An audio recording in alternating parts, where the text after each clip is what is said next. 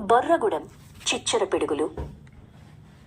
తెలంగాణలోని అందమైన కొండల మధ్య ఉన్న ఒక చిన్న గ్రామం బొర్రగూడెం. అక్కడ 15 ఏళ్ల లక్కీ, 14 ఏళ్ల ఆషు, 12 ఏళ్ల మను అనే ముగ్గురు అక్కలు, వారి అల్లరి తమ్ముడు 10 ఏళ్ల నిశాంత్ ఉండేవారు. ఆ గ్రామం పచ్చని పొలాలతో ఎంతో అందంగా ఉండేది. కాని అక్కడ ఒక పెద్ద సమస్య ఉండేది. గ్రామం మధ్యలో ఒక పెద్ద చెరువు ఉండేది. ఒకప్పుడు ఆ చెరువు నీరు ఆ గ్రామానికి ప్రాణాధారం. కాని గత కొన్ని ఏళ్లుగా ఆ చెరువు నాచుతో, ప్లాస్టిక్ వ్యర్థాలతో నిండిపోయింది. దీనివల్ల నీరు నిలిచిపోయి దోమలు పెరిగాయి. గ్రామస్తులు తరచుగా అనారోగ్యానికి గురవుతున్నారు. మను, నిశాంత్ ఆ చెరువు వైపు చూస్తూ బాధపడేవారు.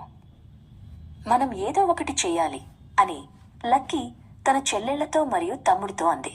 గ్రామంలోని డ్రైనేజీ వ్యవస్థ సరిగా లేకపోవడంతో వర్షం వస్తే ఆ మురికి అంతా చెరువులోకి చేరుతోందని ఆమె గమనించింది. లక్కీ మరియు ఆషు కలిసి ఒక ప్లాన్ గీశారు. మను మరియు నిశాంత్ గ్రామమంతా తిరిగి పాత జల్లెడలు, ఇనుప గ్రిల్స్ మరియు పాత వలలను సేకరించారు.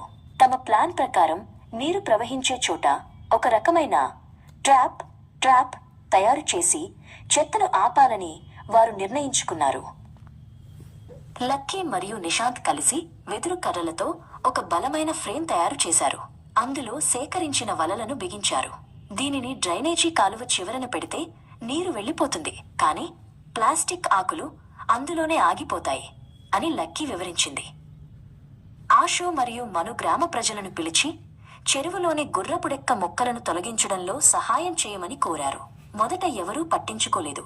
కాని ఈ పిల్లల పట్టుదల చూసి కొందరు యువకులు ముందుకు వచ్చారు.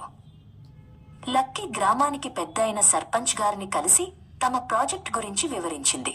తాతయ్య, మేము తయారు చేసిన ఈ ఫిల్టర్లను కాలువలకు పెడితే చెరువు మళ్లీ శుభ్రంగా మారుతుంది అని ధైర్యంగా చెప్పింది.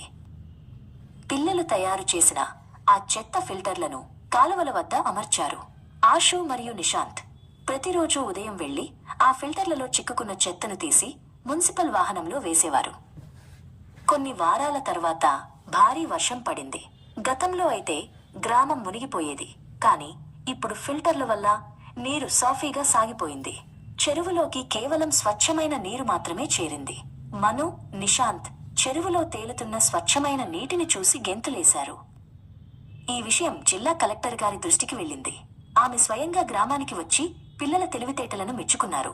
జిల్లా కేంద్రంలో జరిగిన ఒక పెద్ద సభలో లక్కీ, ఆషు, మను మరియు నిశాంత్లకు యువ పర్యావరణవేత్తలు అనే అవార్డును అందజేశారు.